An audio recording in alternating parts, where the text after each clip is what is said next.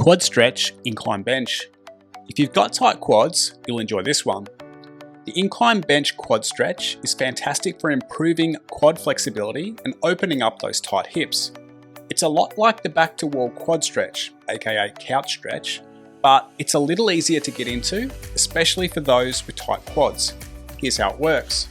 Set the bench to be as upright as possible. Then place the knee of the working leg into the corner of the seat in upright bench. The opposite foot is forward of the body in a comfortable stance. When performing the quad stretch, the hips must remain square. Typically, the hips want to shift over to one side and move around the stretch. Don't let this happen. Keep the thigh of the back leg aligned with the shin of the back leg. It's best to start with the torso leaning forward slightly. From here, contract the glute of the rear leg to extend the hip. Push the hips forward while tucking your tailbone under and contracting the glute. At the same time, pull the rib cage down and ensure you're not arching your lower back. If you've got tight quads, this might be a deep enough stretch already and you can hang out here.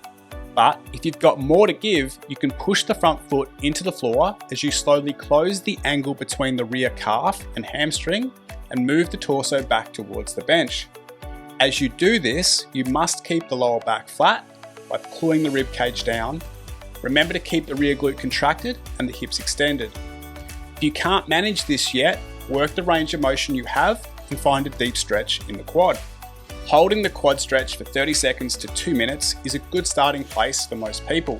Once the hamstring of the rear leg covers the calf and your glute is touching the heel of your rear foot, the incline bench quad stretch has achieved its goal. It's wise to revisit this exercise now and again to maintain flexibility, especially if you spend a lot of time seated. Give it a try and see how you go. If you've got questions, please leave them in the comments. If you found this video helpful, please hit the like button and subscribe to the channel.